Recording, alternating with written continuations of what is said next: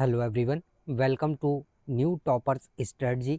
आज हमारे साथ विशाल शुक्ला जी, जिन्होंने R O A R O 2021 में सचिवालय में 6वीं रैंक के साथ जो सफलता है वो प्राप्त की है। और इन्होंने कैसे ये जो सफलता है इतनी आसानी से, हालांकि कोई भी कार्य आसान नहीं होता है, हो जाने के बाद वो चीज़ें आसान लगने लगती हैं। तो कैसे इन्होंने अपनी जो तैयारी है वो की, तो इसके लिए इन्होंने यहाँ पर सारी चीज़ें बताई। और साथ में 4 महीने आगे आपके लिए हैं, तो इन 4 महीनों में आपको क्या पढ़ना है और कैसे पढ़ना है। तो सबसे पहले जो बात इन्होंने बताई कि आपको अगले जो 4 महीने हैं इसमें घबरा कर तो बिल्कुल भी तैयारी नहीं करनी है कि अब मेरे पास सिर्फ 4 महीने हैं, फिर कुछ दिनों बाद आप बोलें कि मेरे पास अब सिर्फ 3 महीने हैं और फिर 2 महीने हैं। तो घबराना बिल्कुल भी नहीं है, सारी चीज़ें रिलैक्स तरीके से करते चले जाना है। अब जो आगे आपके पास 4 महीने हैं, तो आपको पता है कि हिंदी आती है और जो जीएस है वो पूछा जाता है। तो इसके लिए आपको खुद से जो स्ट्रेटजी है वो बनानी है कि 3 महीने कम से कम आपको जीएस को अच्छे से देने हैं और 1 महीना हिंदी को देना है। लेकिन ऐसा नहीं है कि शुरुआत के 3 महीने आप जीएस ही पढ़ रहे हैं, फिर लास्ट का 1 महीना आप जो हिंदी है वो पढ़ रहे हैं।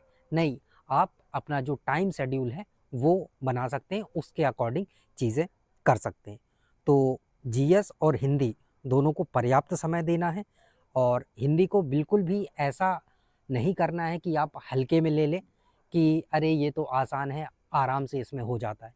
क्योंकि लोग अक्सर इसे हल्के में ले लेते हैं, जिसकी वजह से अगर आपके 2-4 नंबर कम हुए तो फिर सफलता हो सकता है आपसे 2-4 कदम दूर रह जाए। तो ये चीज़ें हैं। तो सभी सब्जेक्ट को, चाहे वो हिंदी हो या जीएस के जो भी टॉपिक हैं, सभी को अच्छे से और सब में अच्छे से फोकस करना है। तो जीएस के लिए जो इन्होंने स्ट्रेटजी बताई है कि आपने अपनी जो पुरानी पढ़ाई की है वो काम आएगी।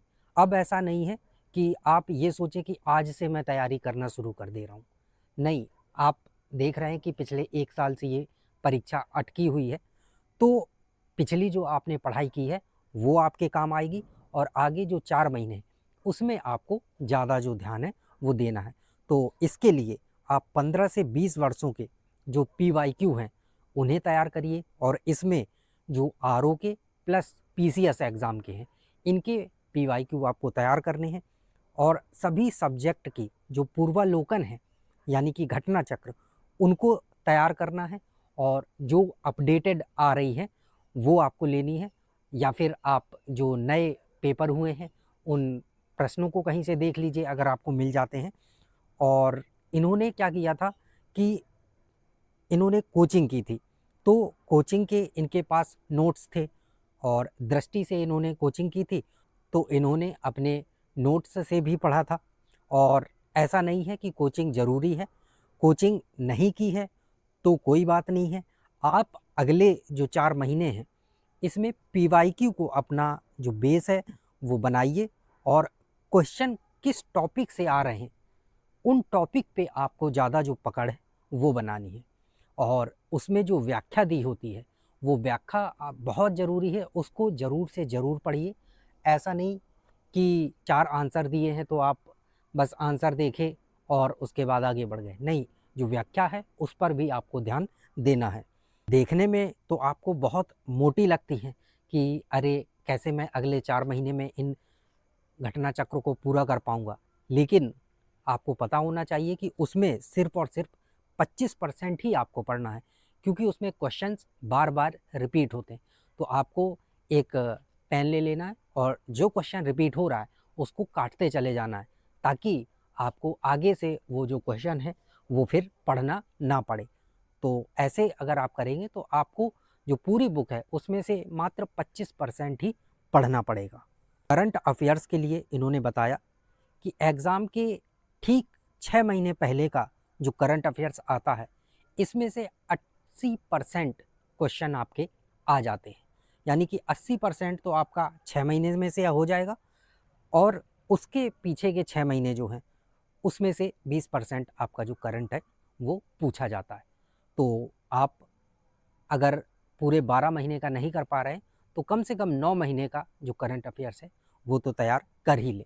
लेकिन अगर आप 12 महीने कर लेते हैं तो ये आपके लिए ही बेहतर होगा। और इन्होंने परीक्षा खबरी जय हो स्टडी वालों की तरफ से आता है, तो उससे इन्होंने अपना करंट अफेयर्स तैयार किया था। इसके साथ साथ एग्ज़ाम के पहले एक रामायण करंट अफेयर्स करके देते हैं वो, तो उससे इन्होंने तैयार किया था।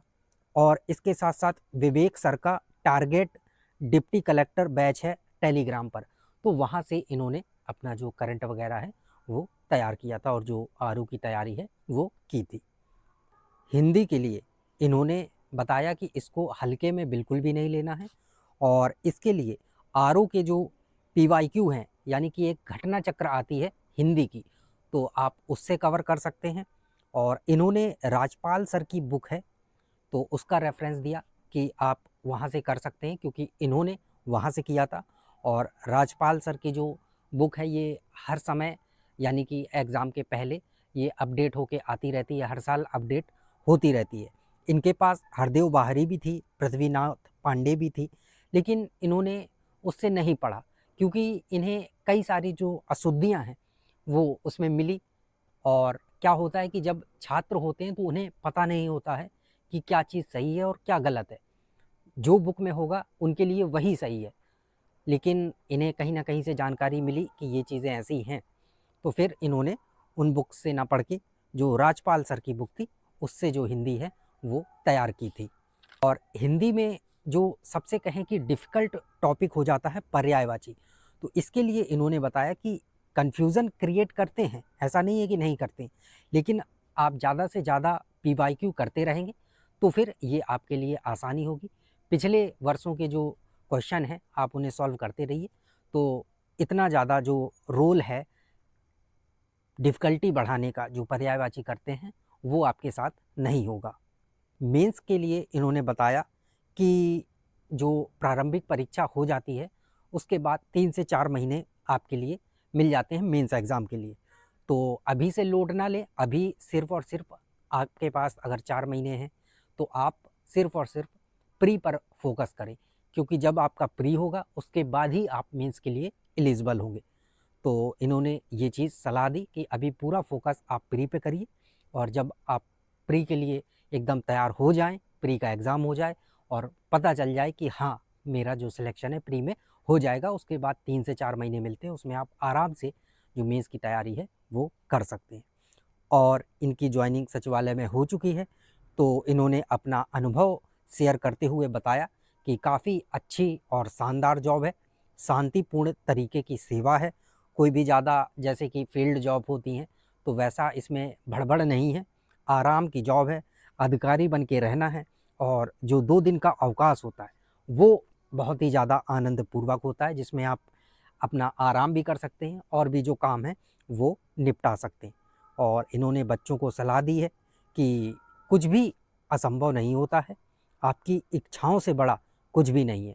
और माता-पिता को अपनी आप प्रेरणा बनाइए और इस तैयारी में अच्छे से लग जाइए।